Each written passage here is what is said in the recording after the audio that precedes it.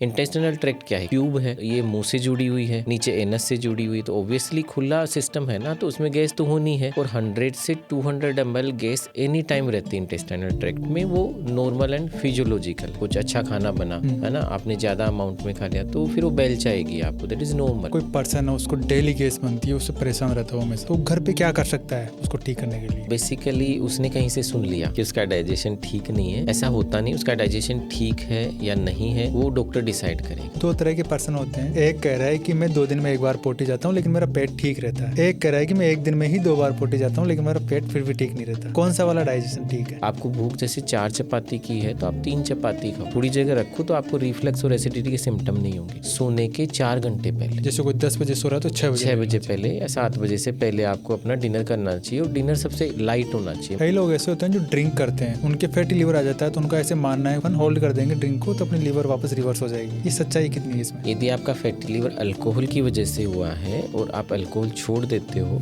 Lifestyle अच्छे रखते हो, तो पूरी तरह से रिवर्सिबल हो जाएगा। लेकिन वो ये नहीं सोचें कि ये रिवर्सिबल हो कि दोबारा पियेंगे तो दोबारा नहीं होगा। आप दोबारा पियोगे तो दोबारा होगा और उसके आगे की स्टेज में होगा। कोई पर्सन है वो अल्कोहल लेना बंद नहीं कर सकता, तो कितनी क्वांटिटी में लेना उसके लिए डेली सेफ है? रफली मैं बताऊं, जैसे हार्ड ड्रिंक होती है, विस्की रम होती है, उसका अराउंड 30 ml, वाइन होती है उसका अराउंड 100 ml, या बियर होता है जिसमें अराउंड 5% अल्कोहल होता है, उसका around 300 to 350 ml। They are equal to 10 gram. Alcohol liver में जाके ऐसा क्या करता है जिसकी वजह से लिवर डैमेज होती है? मैं अभी 6 महीने पहले ही जापान जाके आया था, ओसाका इंटरनेशनल कैंसर सेंटर, और 4 साल पहले मैं टोक्यो जाके आया था, नेशनल कैंसर सेंटर जापान का जो सबसे बड़ा कैंसर सेंटर है। जापान और कोरिया में क्या, वहाँ पे स्क्रीनिंग प्रोग्राम्स है। वहाँ पे गैस्ट्रिक कैंसर के कॉमन केसेस होते हैं तो रेगुलर स्क्रीनिंग होती है। आफ्टर एज ऑफ 50 ईयर्स के बाद में सबको मैंडेटरी एंडोस्कोपी करानी होती है, सभी लोगों को जनरल पॉपुलेशन की। अपने यहाँ पे 80% कैंसर स्टेज 3 या स्टेज 4 में डिटेक्ट हो, तो अपने पास अवेलेबल ट्रीटमेंट क्या है? या तो सर्जिकल ट्रीटमेंट में जाओ, लेकिन जब सर्जन के पास जाते हैं वो बोलते हैं कि साहब अनरिसेक्टेबल है, मतलब सर्जरी नहीं हो सकती, ज्यादा फैल गया है। मेरा एक पेपर भी अभी इंडियन जर्नल ऑफ गैस्ट्रोएंटरोलॉजी में पब्लिश हुआ है। ये काम हम SMS हॉस्पिटल में भी कर रहे हैं। मैंने 4-5 केस अभी रिसेक्ट भी किए हैं अर्ली डिटेक्शन पे, बट इसके लिए अवेयरनेस जरूरी है। But what we can do, we can screen high risk people.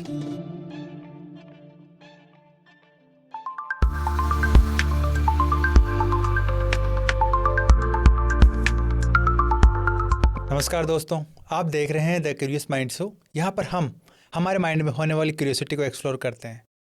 आज के हमारे गेस्ट का नाम है doctor Sudhir Maharshi, professor department of gastroenterology, SMS medical college and hospital Jaipur. Doctor Maharshi sir ने अपनी medical journey SMS medical college and hospital Jaipur से शुरू की। उसके बाद उन्होंने DNB in general medicine Amrita institute of medical science Cochin से कंप्लीट किया।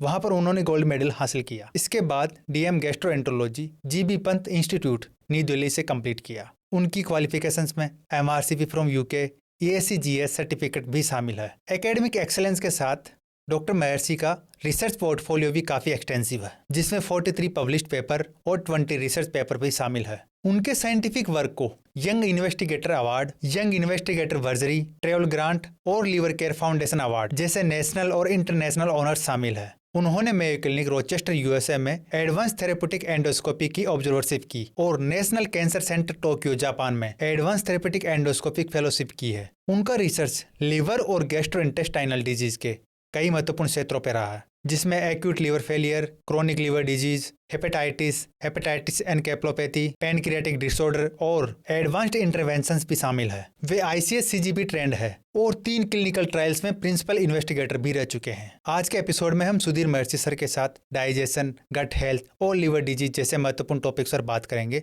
जिन्हें लेकर आम लोगों के मन में कई सवाल और मिसकंसेप्शन शामिल है।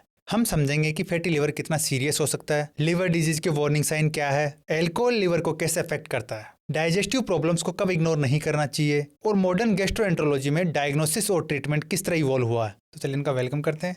Welcome to show sir. Thank you Shri Ram, मुझे इस शो में इनवाइट करने के लिए, और मुझे बहुत प्रसन्नता हुई यहाँ आकर। सबसे पहले तो आपसे हम ये जानना चाहेंगे सर, आपकी डॉक्टर बनने की जर्नी कैसे शुरू हुई? ये जर्नी की शुरुआत हुई जब मैं 10th में था, 10th में पढ़ रहा था। Basically I belong to Sikar. Sikar में एक छोटा सा गांव है बामनवास, जिसकी आबादी हार्डली 1500 के आसपास होगी उस समय। तो उस समय मैं गवर्नमेंट स्कूल में पढ़ता था, क्लास का टॉपर था, और फॉर्चुनेटली मेहनत करने की वजह से मेरे को क्लास में अच्छी पढ़ाई करने से राजस्थान बोर्ड की जो एग्ज़ाम होती है उसमें मेरिट में आया था मैं 10th में। 10th में। तो उसकी वजह से घर वालों की और सबकी एक्सपेक्टेशन हो गया लड़का मेरिट में आ गया, अब तो डॉक्टर इंजीनियर से नीचे तो क्या ही बने। हालांकि मैं मैथ्स में ज़्यादा इंटेलिजेंट था, मेरा इंटरेस्ट भी मैथ्स में ही था। उसमें होता क्या था कि हमारे टाइम पे 9th और 10th दोनों की मैथ्स आती थी, दोनों के सब्जेक्ट आते थे बोर्ड एग्ज़ाम में। और जब मैं 9th में था तभी अच्छे से पढ़ाता था और अपने सीनियर्स को भी पढ़ाता था मैथ्स। पर मेरे भाई साहब जो हमारे गार्जियन थे घर के, महेंद्र कुमार शर्मा, उनका गाइडेंस था कि नहीं डॉक्टर ही बनना अच्छा रहेगा, और उन्होंने गाइड किया और आज आपके सामने हूँ। सर, कोई भी आदमी बड़ा बनता है जब अपने घर को या गांव का जो नाम होता है उसको क्यों इतना आगे बढ़ाता है? कभी भी जैसे कोई इंटरव्यू करते हैं तो उसको अपने गांव का नाम बताता है ज़रूर। देखिए ज़रूरी भी होता है ना, जहाँ से आप उठे हो, जहाँ से आपकी रूट्स हैं, जिस बैकग्राउंड से आप उठे हो उसको कभी नहीं भूलना चाहिए। और आई थिंक वही जो आपके संस्कार और रूट्स और जो ही आपके जो आपको अपब्रिंगिंग में वहाँ पे मिलते हैं उनको हमेशा याद रखना चाहिए। ओबियसली उन लोगों की गाइडेंस, उन लोगों की मेहनत की वजह से आप अब यहाँ पे हैं। और रही बात बड़े छोटे बनने की, तो वो तो एक सोच है। मेरे हिसाब से कोई भी बड़ा और छोटा नहीं होता, हर आदमी अपना कर्म करता है, चाहे वो क्लर्क हो, चाहे टीचर हो, चाहे डॉक्टर हो, कोई भी हो।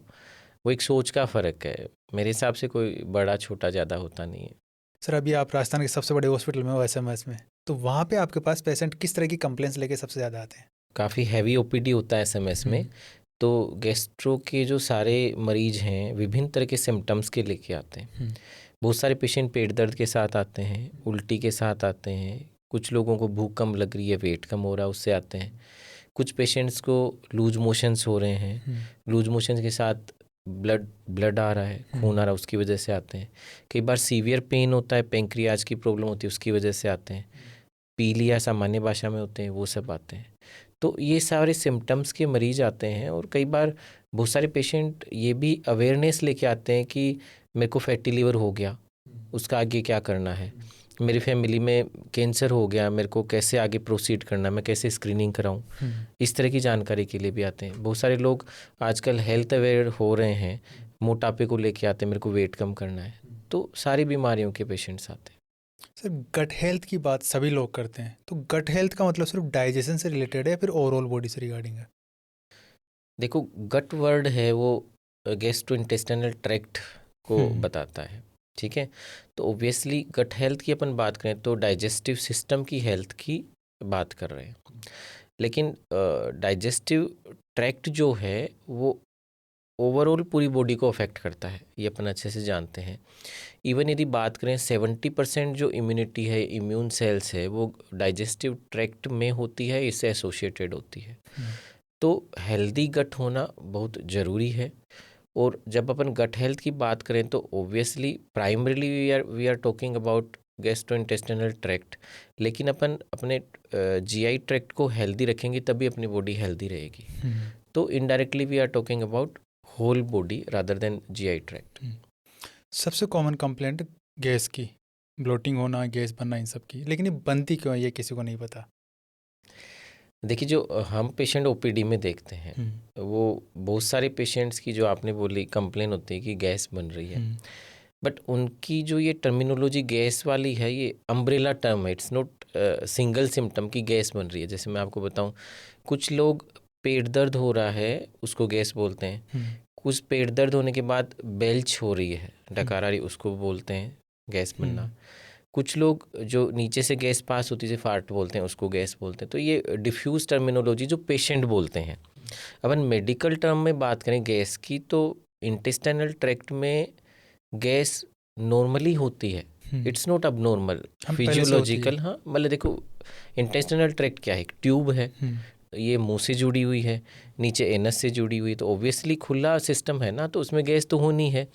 और 100 से 200 ml गैस एनी टाइम रहती है इंटेस्टाइनल ट्रैक्ट में, वो नॉर्मल एंड फिजियोलॉजिकल है। तो प्रॉब्लम कब बनती है फिर ये? तो प्रॉब्लम क्या होता है कि पेशेंट को सिम्टम दूसरे होते हैं। जैसे मैंने आपको भी बताया था, डिस्पेप्टिक सिम्टम है, GERD के सिम्टम है ना, या फिर गैस्ट्राइटिस हो गई, आंतों में सूजन आ गई, उसके सिम्टम है, या फिर उसको पेशेंट को पोस्टप्रैंडियल फुलनेस है, डायबिटीज़ का पेशेंट है, उसको गैस्ट्रोपेरेसिस हो रखा है, उसको पोस्टप्रैंडियल फुलनेस है। कुछ पेशेंट्स को इरिटेबल बाउल सिंड्रोम है या उसका लैक्टोज इंटॉलरेंस है, उसको बार बार गैस पास हो रही है, कॉन्स्टिपेशन की वजह से गैस पास हो रही है, तो वो गैस बोलता है। तो ये बेसिकली डिपेंड करता है कि पेशेंट के सिम्टम क्या है। जीआई ट्रैक्ट में गैस नॉर्मली होती है, और नॉर्मल भी गैस आदमी को 8 से 10 बार नॉर्मली पास होती है, फिजियोलॉजिकल है। ये बेसिकली डिपेंड करता है कि आप इनटेक क्या है, आपका क्या खाते हो। आप यदि हेल्दी डाइट खाते हो, हाई फाइबर डाइट खाते हो, आपकी बाउल मूवमेंट नॉर्मल है, आपको कॉन्स्टिपेशन नहीं है, तो गैस नहीं बनेगी। आप यदि कुछ डाइटरी प्रोडक्ट्स होते हैं जो गैस ज़्यादा बनाते हैं, लेग्यूम्स हैं, दालें या दाल से बनने वाले प्रोडक्ट्स हैं, बेसन है, प्याज है, लहसुन है, गोभी है, इस तरह की चीज़ें आप खाते हो तो गैस ज़्यादा बनेगी। कुछ अच्छा खाना बना है ना, आपने ज़्यादा अमाउंट में खा लिया तो फिर वो बेल चाहेगी आपको, दैट इज़ नॉर्मल। तो वो डिपेंड करता है कि आप खाते क्या हो, उसके अकॉर्डिंग सिम्टम होते हैं। जो पेशेंट हमें बोलते हैं गैस, ये एक अम्ब्रेला टर्म है, वो डिपेंड करता है। हम फिर पेशेंट को क्रॉस क्वेश्चंस करते हैं, उसे हम फाइंड आउट करने की कोशिश करते हैं कि एग्जैक्टली पेशेंट को है क्या। कोई पर्सन है उसको डेली गैस बनती है, उससे परेशान रहता हो हमेशा, तो घर पे क्या कर सकता है उसको ठीक करने के लिए? अगेन देखो, इसका शॉर्ट आंसर तो ये है कि उसको ये पता होना चाहिए कि गैस का मतलब क्या है, उसको प्रॉब्लम क्या है, क्योंकि वो एग्जैक्ट प्रॉब्लम आए कि उसके अकॉर्डिंग ही ट्रीटमेंट होगा। लेकिन मोस्ट ऑफ द सिम्टम जो अपन ने बताया कि भाई डिस्पेप्सिया है या जीईआरडी है या इरिटेबल बाउल सिंड्रोम है या कॉन्स्टिपेशन की वजह से गैस है या जो भी रीज़न है, उसका सामान्य जो उपाय है जो आदमी घर पे कर सकता है वो है healthy food. Healthy food in the sense कि भाई पेशेंट्स को हाई फाइबर डाइट खानी चाहिए, जिसमें कि होल ग्रेन होता है, फाइबर सैलेड ज़्यादा खानी होती है, फ्रूट्स खाने होते हैं, कार्बोहाइड्रेट थोड़ा कम हो, है ना, ये सब ध्यान देना चाहिए। दूसरा, रेगुलर एक्सरसाइज। रेगुलर एक्सरसाइज बहुत ज़रूरी है ना। 30 से 45 मिनट रेगुलर एक्सरसाइज करनी है। एडिक्वेट हाइड्रेशन उसको लेना चाहिए, प्रॉपर स्लीप लेनी चाहिए। ये सब आप करोगे, स्ट्रेस फ्री रहोगे, तो इस तरह की प्रॉब्लम्स आपको कम से कम होगी। फिर भी यदि रहती है तो अपने आप ट्रीटमेंट नहीं करें, अपने आप दवाई नहीं लें, अपने नियर बाई फिजिशियन या गैस्ट्रोएंटरोलॉजिस्ट को दिखाएं और उसकी जो भी अप्रोप्रिएट इन्वेस्टिगेशंस या जो भी अप्रोच होती है वो फॉलो करें। गैस के अलावा जो सबसे बड़ी प्रॉब्लम है वो है एसिडिटी। हर दूसरा आदमी एसिडिटी से परेशान है, तो एसिडिटी क्यों बनती है? देखिए, अगेन मैं बोलूँगा कि स्टमक में एसिड बनना नॉर्मल है ना। एसिड एक डाइजेशन का पार्ट है, ठीक है। उसमें गैस्ट्रिक सेल्स होती हैं, वो हाइड्रोक्लोराइड प्रोड्यूस करती हैं, तो वो पार्ट है। अब ज़्यादा क्यों बनती है, वो है पुअर लाइफस्टाइल। पहले इतना नहीं होता था, अभी ज़्यादा होने लग गया। बेसिकली सीडेंट्री लाइफस्टाइल है, पुअर लाइफस्टाइल है। लोग बाहर का खाना, fast food, junk food, tobacco, alcohol, इनका सेवन ज़्यादा कर रहे हैं। टाइम पे खाना नहीं खा रहे हैं, स्ट्रेस ज़्यादा ले रहे हैं, नींद पूरी नहीं कर रहे हैं, रेगुलर एक्सरसाइज नहीं कर रहे हैं। तो ये सब कारण है एसिडिटी बढ़ाने का। एसिडिटी एक सामान्य टर्म है जो एक लेमैन बोलता है। हम लोग इसे गैस्ट्रो इसोफेजियल रिफ्लक्स डिजीज, जिसे जीईआरडी, या उससे अल्सर हो जाता है तो पेप्टिक अल्सर रिलेटेड डिजीज़ बोलते हैं। तो उसकी स्टेजिंग पे डिपेंड करता है कि कितना डैमेज इंटेस्टाइन में या कितना स्टमक में, कितना इसोफेगस में हो गया, उसके अकॉर्डिंग हम ग्रेड करते हैं। तो ये मुख्य कारण है एसिडिटी ज़्यादा होने का। कई बार ऐसे देखते हैं ना, जैसे कई बार खाना खाते रहते हैं तो खाना खाने के थोड़ी देर बाद में खाना वापस ऊपर आता रहता है, तो ऐसा किस वजह से होता है? वो रिफ्लक्स है, रिफ्लेक्स है ना, वो रिफ्लक्स है। और इसमें क्या होता है, जैसे मैंने आपको बताया कि उसके मल्टीपल रीजन्स होते हैं। देखिए, खाना अपन मुंह से खाते हैं, उसके बाद ईसोफेगस में जाता है, अपन स्वेलो करते हैं जिसे ग्रसिका कहते हैं हिंदी में। उसके बाद स्टोमक में जाता है जिसे आमाशय कहते हैं हिंदी में। तो ईसोफेगस और स्टोमक के बीच में एक स्फिंक्टर होता है, या सामान्य भाषा में बोले से वाल्व होता है, जो खाने को नीचे तो जाने देता लेकिन ऊपर नहीं आने देता, ठीक है। लेकिन कई बार कुछ मरीजों में ये वाल्व लूज रहता है, जिसे हम लेक्स इसोफेजियल स्फिंक्टर बोलते हैं, एलईएस लेक्स बोलते हैं, मतलब ये ढीली हो गई है सामान्य भाषा में बोलते हैं। या फिर कुछ लोगों को वो बहुत ही कमज़ोर होती है, जिसे हम हाइटस हर्निया बोलते हैं, ठीक है। तो उन लोगों में ये सिम्टम ज़्यादा होते हैं। लेकिन खाना खाने के तुरंत बाद वापस आ रहा है, उसका रीज़न दूसरे भी हो सकते हैं। आपने यदि ज़रूरत से ज़्यादा खाना खाया हो, आपने खाने में अल्कोहल आगे या पीछे लिया हो, ज़्यादा चाय पीते हो या कैफीन से रिलेटेड प्रोडक्ट लेते हो, टोबैको लेते हो, जंक फूड लेते हो, ठीक है। तो ये सारे जो फैक्टर्स मैंने आपको बताए, वो जो स्फिंक्टर है वाल है उसको थोड़े टाइम के लिए लैक्स कर देते हैं, उसकी टोन को कम कर देते हैं। तो उसकी वजह से खाना बार बार मुंह में आता है। और ये सिम्टम एक बार ही नहीं होते। बहुत सारे मरीज जैसे लेट नाइट फूड खाते हैं, है ना, उनकी ओबेसिटी भी होती है, स्टमक पे प्रेशर ज़्यादा होता है, फैट ज़्यादा होता है, स्टमक की कैपेसिटी कम हो जाती है। तो बहुत सारे पेशेंट को रात को सिम्टम आते हैं, नॉकटर्नल सिम्टम बोलते हैं। वो बड़े डेंजरस होते हैं क्योंकि खाना एकदम से मुंह में आया, पेशेंट सो रहा है, उसका कुछ पार्ट फेफड़ों में चला जाता है, एस्पिरेट हो जाता है, रिकरेंट निमोनिया होता है, ब्रोंकिएक्टेसिस हो जाते हैं। तो ये आगे जाके कॉम्प्लिकेशंस करते हैं। किसी की अगर लंबे समय तक गैस और एसिडिटी रह रही है तो लोग कह देते हैं कि इसको डाइजेशन ठीक नहीं चल रहा, इस वजह से ये रहता है। तो डाइजेशन अलग चीज़ है या गैस और एसिडिटी की वजह से डाइजेशन खराब होता है? देखिए, दोनों अलग चीज़ है। गैस और एसिडिटी जैसे अभी अपन ने डिस्कस किया, वो वाली चीज़ें हैं, है ना। गैस एक अलग टर्म है जिसमें अलग अलग लोग अलग अलग तरीके से सिम्टम के साथ प्रेजेंट करते हैं। एसिडिटी रिफ्लक्स वाली प्रॉब्लम है प्रीडोमिनेंटली, जिसमें पेशेंट को रेट्रोस्टर्नल पेन होता है या एपिगेस्ट्रिक रीजन में पेन होता है या एसिडिक रिफ्लक्स मुंह में आ जाता है। बहुत सारे पेशेंट्स को एक्स्ट्रा इंटेस्टिनल मैनिफेस्टेशन भी होते हैं GERD के, जैसे किसी के दांत खराब हो रहे हैं या किसी को बार बार ब्रोंकाइटिस हो रहा है, कुछ लोगों को अस्थमा भी हो सकता है माइक्रो एस्पिरेशन की वजह से। तो वो एक एसिडिटी का पार्ट है। डाइजेशन एक मेडिकल टर्मिनोलॉजी है जिसमें क्या होता है कि जो भी अपन खाना खा रहे हैं उसका डाइजेशन इंटेस्टाइन में होता है। वो अपनी ओरल कैविटी से शुरू हो जाता है, आमाशय में भी चलता है, इंटेस्टाइन में होता है, प्रीडोमिनेंटली स्मॉल इंटेस्टाइन के प्रोक्सिमल पार्ट में होता है, जिसमें डिफरेंट टाइप के एंजाइम्स होते हैं। कार्बोहाइड्रेट को पचाने वाले अलग होते हैं, प्रोटीन को पचाने वाले अलग होते हैं, फैट को पचाने वाले अलग होते हैं। तो वो सारे एंजाइम्स उनको डाइजेस्ट करते हैं, फिर स्मॉल इंटेस्टाइन में जाके खाना अब्जॉर्ब होता है। तो ये टोटली डिफरेंट टर्म्स हैं जिनको अपने को समझना चाहिए। तो कोई भी पर्सन कहता है कि मेरा डाइजेशन ठीक नहीं है, तो वो किस कंडीशन में कहता है फिर? वो बेसिकली उसने कहीं से सुन लिया कि उसका डाइजेशन ठीक नहीं है। ऐसा होता नहीं, उसका डाइजेशन ठीक है या नहीं है वो डॉक्टर डिसाइड करेगा, है ना। सामान्य आदमी क्या होता है कि रिफ्लक्स हो रहा है, उसको भी डाइजेशन ठीक नहीं होना बता सकता है, गैस को भी बता सकता है, मतलब किसी भी सिम्टम को किसी से भी कोरिलेट कर लेता है, क्योंकि अपने यहाँ राय देने वाले बहुत सारे होते हैं ना। तो बहुत सारे मरीज अपने आप को समझते हैं कि मेरा तो डाइजेशन ही ठीक नहीं है।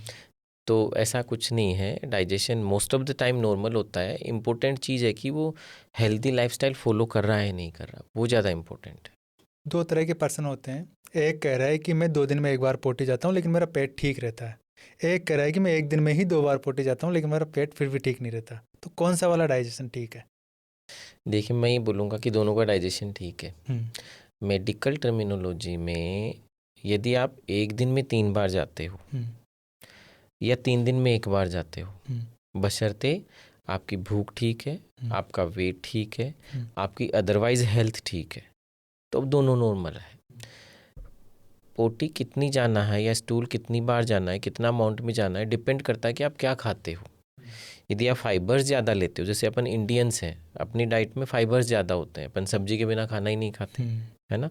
सलाद मिले नहीं मिले सब्जी तो चाहिए चाहिए, ठीक है। तो हम दिन में 1 या 2 बार जाते हैं, दोनों नॉर्मल है। इसकी विपरीत आप वेस्टर्न पॉपुलेशन में जाओगे, आप यूरोप में अमेरिका में जाओगे, वहाँ नॉनवेज का सेवन ज़्यादा है, फाइबर्स वो लोग कम लेते हैं, कई बार नहीं भी लेते। वो 2 दिन में 1 बार जा रहे हैं, 3 दिन में 1 बार जा रहे हैं, नॉर्मल हेल्दी काम कर रहे हैं, कोई टेंशन नहीं ले रहे। इम्पोर्टेंट क्वेश्चन यहाँ पे है सोच का, उसका माइंड क्या सोच रहा है ना। उसका माइंड ये सोच रहा है कि मैं आज 1 बार ही गया, मैं शाम को नहीं जा पाया, या 1 बार गया तो इतना ही अमाउंट आया तो मेरे कॉन्स्टिपेशन हो गई, जबकि ऐसा कुछ है ही नहीं, है ना। अपन उसको लेके बैठ जाते हैं कि यार मेरे को इतना ही अमाउंट आया, मेरे को इतनी बार आया, मैं कॉन्स्टिपेशन है, मेरा डाइजेशन ठीक नहीं, उस सोच को लेके परेशान है, जबकि बिल्कुल हेल्दी है। अपने देश में हमारे पास जो पेशेंट आते हैं उन 50% लोगों को एक्चुअल में बीमारी नहीं होती। 50% लोगों को? हाँ, 50% लोगों को एक्चुअल में बीमारी नहीं होती। वो पुअर लाइफस्टाइल और इधर उधर की गलत जानकारी बटोर के या जो अपनी मिल जाती समाज में, उसको देख के सोच के परेशान हो रहे हैं। तो इम्पोर्टेंट चीज़ है कि इन चीज़ों को इग्नोर करें। भाई जो बंदा जो अमेरिका में बैठा है वो 3 दिन में एक बार जा रहा है, उसको सोच ही नहीं रहा यार जब आएगी चला जाऊंगा मैं, उसको क्या सोचना, नहीं जाएगी तो नहीं जाएंगे। लेकिन यहाँ पे प्रॉब्लम है कि सुबह उठ गए 7 बजे, यदि मोशन नहीं लगा तो टेंशन में आ गया, है ना, उसका काम रुक गया, उसकी प्रोडक्टिविटी रुक गई, वो परेशान है, पेट लेके बैठा है, मेरा तो डाइजेशन ख़राब हो गया, मेरा तो ये हो गया। तो इस बारे में ज़्यादा सोचें नहीं, आप अपना हेल्दी लाइफस्टाइल मेंटेन रखें, एडिक्वेट हाइड्रेशन लें, हाई फाइबर डाइट लें, जब जाना होगा, जितना जाना होगा, जब सिग्नल मिलेगा जाके चले जाओ, उसमें इतना ज़्यादा टेंशन लेने की ज़रूरत नहीं। मैं किसी डॉक्टर का इंटरव्यू सुन रहा था, बॉम्बे के डॉक्टर थे, वो ऐसे बता रहे थे कि अपने ह्यूमन बॉडी में 90% बीमारी ऐसी होती है जिनको डॉक्टर की ज़रूरत नहीं होती, आप लाइफस्टाइल से ठीक कर सकते हो। 10% ऐसी होती है जिनमें डॉक्टर भी कुछ नहीं कर सकते। तो सच है ये बात? ये बात मैं पार्शियली करेक्ट बोलूँगा, क्योंकि देखो आपने बीमारी बोला, है ना, बीमारी तो मतलब ऑर्गेनिक बीमारी है, तो ऐसा तो होता नहीं बीमारी है तो उसको तो ट्रीटमेंट की ज़रूरत होती है। बट उन्होंने बोला लाइफ स्टाइल से ठीक कर सकते हो आप। वो 100% सही है। बहुत सारी प्रॉब्लम्स जो अपन ने डिस्कस करी, जैसे डिस्पेप्सिया है, रिफ्लक्स है, कॉन्स्टिपेशन है, जो स्पेशली गैस्ट्रो की बात करें अपन, तो वो लाइफस्टाइल से ही ठीक हो जाती है। पुराने ज़माने में लोग, मैं ऐसे नहीं बोलता कि भाई बीमारियां नहीं होती थी, मेहनत करते थे, एक्सरसाइज रेगुलर होती थी, मोटा अनाज खाते थे, फिजिकल वर्क ज़्यादा होते थे, सब्जियां ज़्यादा खाते थे, उनको ये सब प्रॉब्लम नहीं होती थी जो आज प्रॉब्लम हो रही, रिफ्लक्स वाली, मोटापे वाली, फैटी लिवर वाली, कोलेस्ट्रॉल वाली। पोटी में भी कई बार ऐसे होता है ना, कई लोगों की पोटी बहुत हार्ड आती है, किसी की नॉर्मल आती है, किसी की लिक्विड में आती है, तो कौन सी वाली ठीक है? देखिए नॉर्मल जो बंधी हुई पोटी आती है वो नॉर्मल होती है, हम इसको ग्रेड के अकॉर्डिंग ब्रिस्टल स्केलिंग करते हैं। लेकिन हार्ड पोटी आ रही, इसका मतलब आपके जो शरीर में फाइबर्स कम जा रहे हैं, है ना, या फिर आपका एडिक्वेट हाइड्रेशन नहीं है। बट ये खाली एक रीज़न नहीं है, और भी कारण हो सकते हैं जिनकी वजह से कॉन्स्टिपेशन हो रहा हो। मैं ये नहीं बोल रहा हूँ कि कॉन्स्टिपेशन का मतलब हमेशा फाइबर्स कम लेना या पानी कम लेना या फिर एक्सरसाइज नहीं करना है। बीमारियाँ भी होती हैं जो कॉन्स्टिपेशन करती हैं, जो लूज मोशन करती हैं, जो पेट दर्द करती हैं, रिफ्लक्स करती हैं, जिनको ट्रीटमेंट की ज़रूरत होती है ना। कॉन्स्टिपेशन जैसे थायराइड की कमी से कॉन्स्टिपेशन हो गया, डायबिटीज़ वाले लोगों में मोटिलिटी कम हो गया, उसकी वजह से कॉन्स्टिपेशन हो गया, या फिर लार्ज बावल में कहीं पे ट्यूमर डेवलप हो गई, ऑब्स्ट्रक्शन हो गया, उससे कॉन्स्टिपेशन हो गया। तो हमेशा ऐसा नहीं है कि ट्रीटमेंट घर पे ही है। कॉन्स्टिपेशन किस वजह से है, उसका रीज़न क्या है, उसका रूट कोज क्या है, वो आपका डॉक्टर या फिजिशियन डिसाइड करेगा एंड ट्रीटमेंट उसके अकॉर्डिंग होगा। दूध को लेके अक्सर सब लोग कंफ्यूज रहते हैं कि दूध की वजह से डाइजेशन ठीक होता है या ख़राब होता है। देखिए दूध एक फूड आइटम है ना, बच्चों के लिए, आप भी जानते हैं इन्फेंट के लिए तो कंप्लीट फूड है। तो दूध की वजह से न तो डाइजेशन ठीक होता है न डाइजेशन ख़राब होता है, ठीक है ना। दूध को पचाने के लिए अपनी बॉडी में एंजाइम्स होते हैं, है ना, लैक्टोज होता है, लैक्टेज होती है, लैक्टोज उसकी शुगर होती है, तो वो उसको पचाते हैं। तो डाइजेशन एक प्रोसेस है, दूध की वजह से नहीं होता। लेकिन कुछ लोगों में लैक्टोज इंटॉलरेंस होती है, वो प्राइमरी हो सकती है, सेकेंडरी हो सकती है। इसमें क्या होता है? इसमें क्या होता है कि जो अपनी स्मॉल इंटेस्टाइन होती है उसमें एक एंजाइम होता है उसके एपिथेलियम में, जिसे लैक्टेज बोलते हैं, जो उसकी लैक्टोज शुगर जो दूध में होती है उसको पचाता है। तो प्राइमरी लैक्टोज इंटॉलरेंस में तो एंजाइम डेवलप ही नहीं होता, तो उन लोगों को दूध पचता नहीं है। खाली दूध नहीं पचता, इसका मतलब ये नहीं कि सब कुछ नहीं पचते। अच्छा। तो जैसे ही वो दूध लेगा तो नहीं पचेगा, तो ऑब्वियसली कार्बोहाइड्रेट बिना पचे यदि लार्ज बावल में जा रहा है, कोलोन में जा रहा है, बड़ी आंत में जा रहा है, तो वहाँ पे बैक्टीरिया उसको पचाने की कोशिश करते हैं। जब बैक्टीरिया उसको पचाते हैं, कुछ पचता है कुछ नहीं पचता, हार्मफुल गैसेज बनती, मीथेन बनती, CO2 बनती, तो ऐसे पेशेंट्स को लूज मोशन होना, पेट में दर्द होना या गैस बनना, इस तरह के सिम्टम आते हैं। तो वो ये सोचता है कि मेरा डाइजेशन ख़राब हो गया। बाकी पर्टिकुलरली होता क्या है कि दूध की वजह से है। दूसरा होता है सेकेंडरी लैक्टोज इंटॉलरेंस, जो किसी भी आंतों के इन्फेक्शन के बाद टेम्परेरी थोड़े टाइम के लिए रह सकता है, क्योंकि उसमें वो एपिथेलियम डैमेज हुई है, लैक्टेज प्रोड्यूस करने वाली जो सेल्स हैं वो डैमेज हुई है, थोड़े टाइम के लिए वहाँ पे लैक्टेज अवेलेबल नहीं है, इसलिए दूध नहीं पच रहा। लेकिन एक टाइम के बाद 6 हफ्ते 8 हफ्ते बाद वो वापस रीजनरेट हो जाता है तो वो पचने लगेगा। तो दूध से न तो डाइजेशन खराब होता है न सुधरता है। वो एक फूड आइटम है जिसको पचाने के लिए एंजाइम्स अपनी इंटेस्टाइन में होते हैं। ऐसे कौन से 3 सिम्टम है जिनको कभी इग्नोर नहीं करना चाहिए? ये कन्फर्म है कि ये सिग्नल आप में आ रहे हैं साइन, तो ये आप में अपच है। जैसे लूज मोशन होना, ये इनको इग्नोर नहीं करना, ये डाइजेशन या इंडाइजेशन का एक रीज़न होता है। या पेट में कोली की पेन होना, क्रैम्प्स आना, एक्सेसिव गैस पास होना, फ्लैटुलेंस होना, ये इंडाइजेशन के लक्षण है। लेकिन खाली ये लक्षणों से अपन नहीं बोल सकते, इनके साथ कुछ सिम्टम और होते हैं जो इसको फेवर करते हैं कि वहाँ पे डाइजेशन नहीं हो रहा, अपच हो रही है, माल अब्जॉर्प्शन हो रहा है। जैसे कि वेट लॉस होना, पैरों पे सूजन आना, खून की कमी होना, भूख का कम लगना, ये सारे लक्षण हैं जिनको कभी इग्नोर नहीं करना चाहिए। आपके जो नियर बाई गैस्ट्रोएंटरोलॉजिस्ट फिजिशियन है उनको दिखाना चाहिए और उसका प्रॉपर वर्कअप कराना चाहिए। अक्सर स्पाइसी फूड जो भी होता है उसके लिए कहा जाता है कि स्पाइसी फूड अगर आप खा रहे हो तो आपको एसिडिटी होगी, अपच होगी, तो ये सच है, मिथ है? नहीं, कुछ हद तक सच है। एक्सेसिव स्पाइसेस जो खाते हैं उनसे रिफ्लक्स, गैस्ट्राइटिस के सिम्टम बढ़ते हैं और उनसे हो सकता है ऐसा। पर ऐसा भी नहीं है कि जैसे कोई किसी को एसिडिटी है, रिफ्लक्स है या डिस्पेप्टिक सिम्टम है, उनको वो सारे फिजिशियंस या जो भी लोकल प्रैक्टिशनर होते हैं वो बोल देते हैं कि तू मिर्ची बिल्कुल बंद कर दे, ये बंद कर दे। वो पता चले उबली हुई सब्जियां खा रहा है, दलिया खा रहा है ना। ऐसा कुछ भी नहीं है। कम मात्रा में बिल्कुल ले सकते हो, एक्सेसिव नहीं खाना। मतलब आपका कहने का मतलब तो ये हुआ कि अगर किसी को पहले से अपच है या एसिडिटी होती है तो स्पाइसी फूड उसको अवॉइड करना जरूरी नहीं है, खा हाँ, सकते हैं बिल्कुल वो। ज़रूरी नहीं है, कम मात्रा में बिल्कुल खा सकते हैं। और चाय और कॉफ़ी के लिए कहा जाता है कि ये हमेशा एसिडिटी करती है, इसमें कितनी सच्चाई है? ये बिल्कुल सच है। देखिए, चाय और कॉफ़ी इसमें कैफ़ीन होता है। बेसिकली कैफ़ीन हेल्थ के लिए अच्छा है, एंटीऑक्सीडेंट होते हैं। लेकिन अपने देश में होता क्या है कि इसमें अपन मिल्क डालेंगे, शुगर डालेंगे और चाय को पकाएंगे, जिंजर भी डालेंगे, तो ये सब करने से उसके जो हेल्दी कंपोनेंट्स हैं वो नष्ट हो जाते हैं और उनके उनके साथ जो एक्सेसिव कैलोरीज आ रही हैं, है ना, वो आपको गैस्ट्राइटिस करती है, वो रिफ्लक्स बढ़ाती है।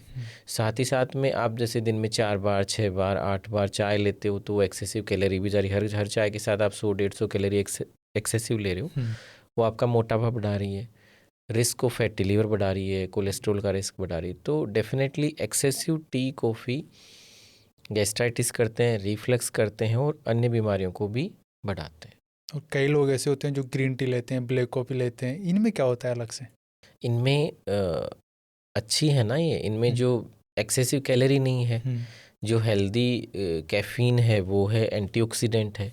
तो जितनी गैस्ट्राइटिस, जितनी एसिडिटी जो अपन सामान्य चाय पीते हैं, जो मिल्क वाली है जिसमें जिंजर है, काली मिर्च है, ये सब डाल के पीते हैं, वो ग्रीन टी या ब्लैक कॉफ़ी इतनी एसिडिटी नहीं करती है जितनी कि ये अपनी सामान्य चाय करती है।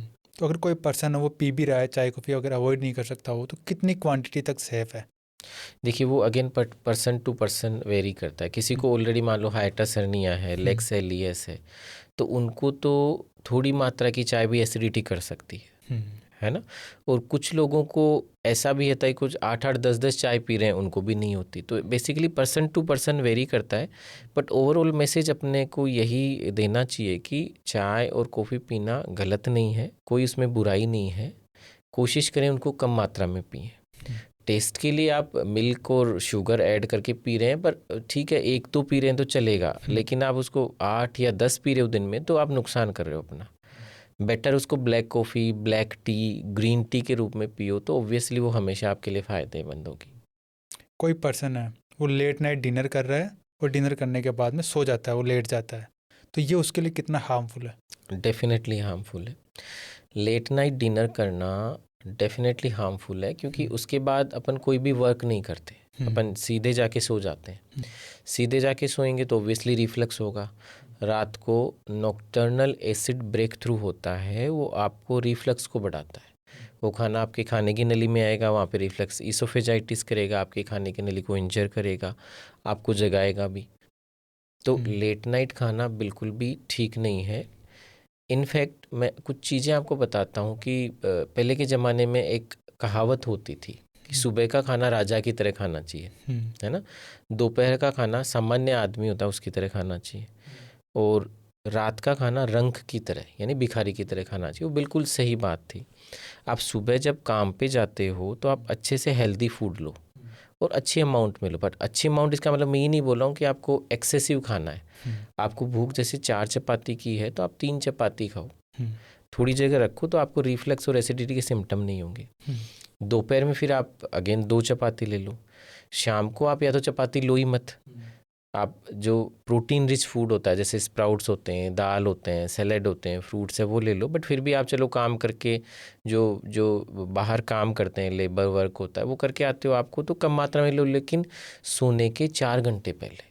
अच्छा, जैसे कोई 10 बजे सो रहा है तो 6 बजे 6 बजे पहले या 7 बजे से पहले आपको अपना डिनर करना चाहिए, और डिनर सबसे लाइट होना चाहिए। मैं यदि इसको कैलोरी के रूप में डिवाइड करूँ, यदि अपन 100% कैलोरी लेते हैं दिन की, तो 50% ऑफ कैलोरी रिच फूड है वो ब्रेकफास्ट में होना चाहिए, 30 to 35% लंच में होना चाहिए, एंड अराउंड 15 to 20% डिनर में होना चाहिए। वो आपकी हेल्दी डाइट पैटर्न है, वो आपको जो होने वाली बीमारियां, गैस, एसिडिटी, अपच, ब्लोटिंग, ये सब चीज़ों से बचाएगा। In fact not only GI problem, जो आजकल की कार्डियो की प्रॉब्लम है, आप खुद डॉक्टर आप भी जानते हो कि मेटाबॉलिक सिंड्रोम एक टर्म है जिसमें पेशेंट को हाइपरटेंशन होता है, डायबिटीज़ होता है, कोलेस्ट्रॉल होता है ना, और मोटापा होता है, ये सारी चीज़ें होती हैं। ये सारे ही कंपोनेंट जो सिंड्रोम के हैं वो पुअर लाइफस्टाइल की वजह से है। अपने यहाँ जो स्टेपल फूड है गेहूँ है, गेहूँ चावल का ग्लाइसेमिक इंडेक्स ज़्यादा है। यदि अपन ये कार्बोहाइड्रेट रिच फूड ज़्यादा लेंगे तो ओबियसली मोटापा करेंगे। अपने यहाँ पहले डायबिटीज़ इतनी नहीं होती थी। अपने देश में हरित क्रांति आई, हरित क्रांति के बाद गेहूं का प्रोडक्शन ज़्यादा हुआ। सारे लोग जो पहले मोटा अनाज खाते थे, बाजरा खाते थे, या फिर जो भी उड़द खाते थे, ज्वार खाते थे, वो सब गेहूं पे आ गए। सबने गेहूं खाना शुरू कर दिया, मेहनत कम हो गई। अभी अपना देश वर्ल्ड में डायबिटीज़ कैपिटल के नाम से जाना जाता है, और उसका रीज़न है एक्सेसिव अमाउंट में अपन गेहूं खा रहे हैं, एक्सेसिव मात्रा में अपन जो लोग हैं वो सीडेंटरी लाइफस्टाइल फॉलो कर रहे हैं, एक्सरसाइज कर नहीं रहे। तो ये सब चीज़ें अपन फॉलो करेंगे तो नॉट ओनली जीआई प्रॉब्लम, अपन बहुत सारी बाकी प्रॉब्लम से भी बच सकते हैं। अब काफ़ी प्रॉब्लम जो पहले वेस्टर्न में होती थी आजकल इंडियन में होने लग गई। बिल्कुल, ओबेसिटी वगैरह अपने कहाँ होती थी, सब लोग मेहनत करते थे, मोटा अनाज खाते थे, इस तरह की प्रॉब्लम्स नहीं थी या कम थी। अभी सारी प्रॉब्लम्स जो वेस्टर्न में होती थी, डायबिटीज़ है, हार्ट डिजीज़ है, कोलेस्ट्रॉल की प्रॉब्लम है, कैंसर्स कितने सारे हो गए, तो ये सारी चीज़ें इन सब की वजह से ही है। जब हम घर जाते हैं तो हम देखते हैं हमारे दादाजी औरों को, हम उठते हैं लगभग 8-9 बजे और वो 6 बजे खाना खा के घर से निकल जाते हैं घूमने फिरने के लिए। तो देखो वो हेल्दी लाइफस्टाइल थी। पुराने लोग कहते थे जल्दी सो जल्दी उठो, है ना, तो सारे चीज़ें वर्क करती हैं, सारी चीज़ें डेफिनेटली हेल्पफुल है यदि अपन हेल्दी लाइफस्टाइल फॉलो करते हैं। इंडियन डाइट में कोई ऐसे प्रैक्टिकल एग्जाम्पल है जिसकी वजह से फाइबर बढ़ाए जा सकते हैं? देखिए वैसे तो इंडियन डाइट रिच है फाइबर्स में, क्योंकि अपन सब लोग सलाद खाते हैं या सब्जियां खाते हैं, लेकिन कुछ टिप्स हैं जैसे कि मैं रिकमेंड करूंगा कि हर इंडियन को अपनी डाइट में सलाद लेना चाहिए। दूसरा सबसे इजी है कि जिस आटे की अपन चपाती बनाते हैं उस आटे को छानो मत, उसमें जो फाइबर्स हैं जो मोटे अनाज के वो छानने से हट जाते हैं। बिना छने आटे की आप चपाती बनाओ, वो आपको एडिक्वेट फाइबर देगा। इसके अलावा ग्रीन लीफी वेजिटेबल्स हैं तो वो हमेशा आप इंक्लूड करो अपनी डाइट में।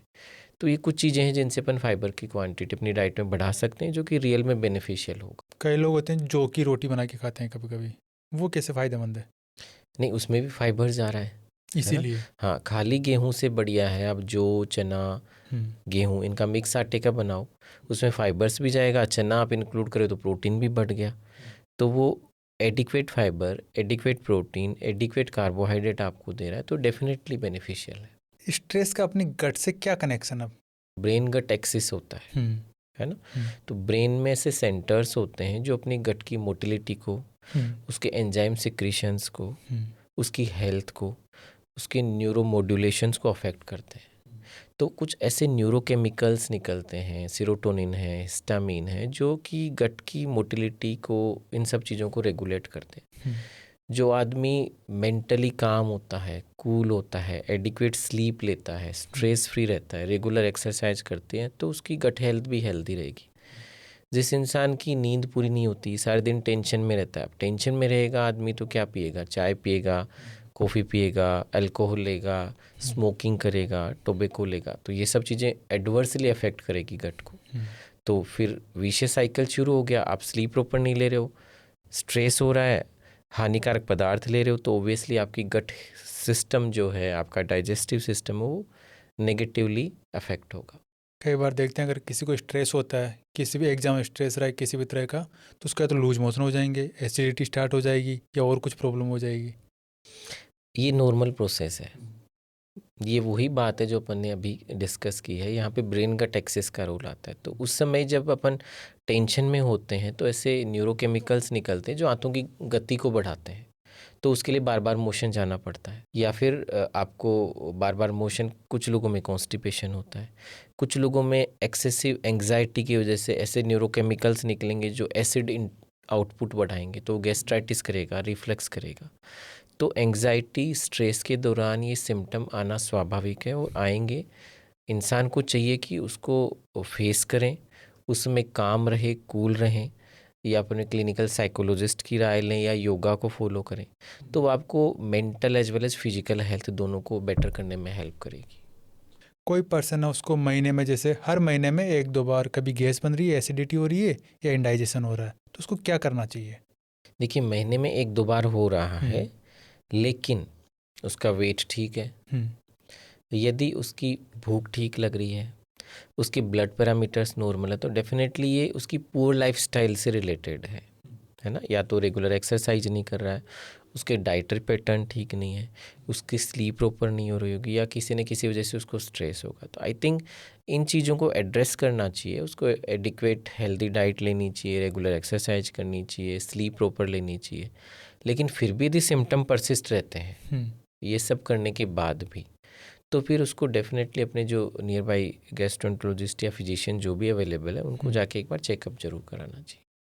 आईबीएस टर्म काफ़ी टाइम सुनते हैं, आईबीएस में क्या होता है? देखिए, आईबीएस की फुल फॉर्म अपन बोले तो इरिटेबल बावल सिंड्रोम है ना। ये एक गैस्ट्रो डिजीज़ है जिसको हम फंक्शनल डिजीज़ बोलते हैं। फंक्शनल का मतलब ऑर्गेनिक प्रॉब्लम नहीं होती है, कोई परमानेंट बीमारी नहीं होती, बट इसका अगेन ब्रेन गट एक्सिस का बड़ा रोल होता है इसमें। और ये उन लोगों में ज़्यादा होती हैं जो एंग्जाइटी लेते हैं, स्ट्रेस लेते हैं। ये भी अगेन 3 तरह की होती है। जिन लोगों को बार बार मोशन जाना पड़ता है उसको अपन IBS-D यानी डायरिया प्रीडोमिनेंट बोलते हैं।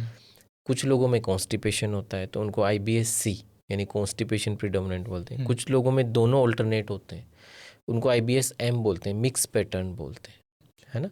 लेकिन इनके साथ इनको पेट में दर्द भी होता है, वो दर्द कई बार मोशन जाने के बाद रिलीफ मिलता है। तो बेसिकली इसमें कोई डरने वाली बात नहीं है। अगेन यहाँ पे भी जैसे अपन बार बार ये डिस्कस करें, यहाँ पे healthy lifestyle, yoga, mental health, exercise, इन सब चीज़ों का रोल है। बट फिर भी यदि सिम्टम परसिस्ट रहें तो आप चेकअप कराएं कि कहीं ऐसा नहीं हो कि IBS अपन मान के चल रहे हैं, किसी ने टर्मिनोलॉजी IBS दे दी और उसको फॉलो करें, बाद में पता चले दूसरी बीमारी निकले।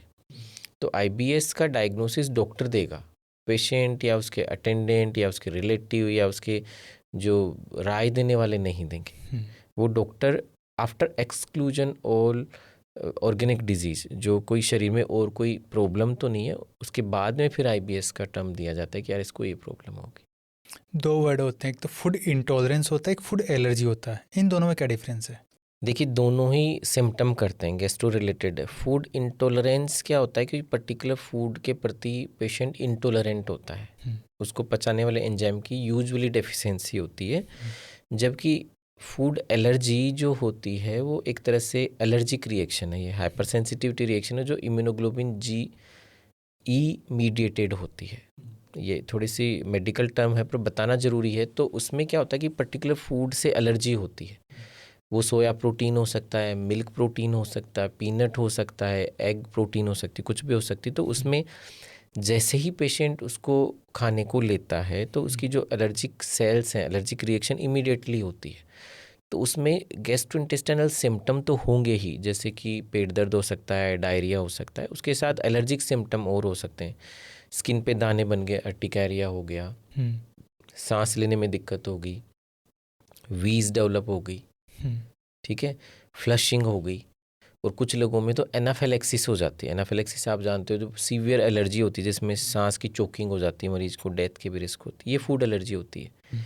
और ये डोज डिपेंडेंट नहीं होती, एक स्मॉल अमाउंट फूड है वो भी एलर्जी कर सकता है। अच्छा। इसके विपरीत फूड इंटॉलरेंस जो होता है वो डोज डिपेंडेंट होता है। आप जितना अमाउंट फूड का लोगे उतना ही ज़्यादा इंटॉलरेंस आपको होगी, क्योंकि वो बेसिकली एलर्जी नहीं है, उस खाने को पचाने वाले एंजाइम की कमी आपके इंटेस्टाइन में है। जैसे आप सिंपल एग्जांपल हो लैक्टोज इंटॉलरेंस, जो भी अपन ने डिस्कस किया, तो लैक्टेज उसमें है नहीं, तो जो खाना अपन लैक्टोज रिच लेंगे तो वो डेफिनेटली पचेगा नहीं, वो लार्ज बावल कोलोन में जाएगा, वहाँ पे बैक्टीरिया उसको पचाने की कोशिश करेंगे, उनके पचाने के बाद जो प्रोडक्ट तैयार होंगे, मीथेन हो रही है, CO2 है, हाइड्रोजन है, वो फिर सिम्टम करते हैं गैस, ब्लोटिंग, लूज मोशन, ये सब। बट इंटॉलरेंस तो किसी भी फूड से हो सकती है, और एलर्जी किसी एक पर्टिकुलर फूड को बार बार लेने से होती है, जो हो गई। नहीं, किसी भी फूड से इंटॉलरेंस नहीं होगी।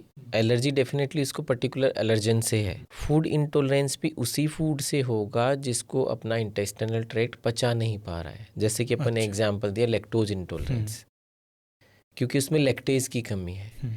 ऐसे कोई दूसरा एंजाइम है जो प्रोटीन को नहीं पचा रहा है, या दूसरा कार्बोहाइड्रेट शुगर है, सुक्रेज है, उसकी डेफिशिएंसी तो सुक्रोज वाले शुगर को नहीं पचाएगा, तो उस वाले एंजाइम की डेफिशिएंसी वाले लोगों में ही वो इंटॉलरेंस डेवलप होगी।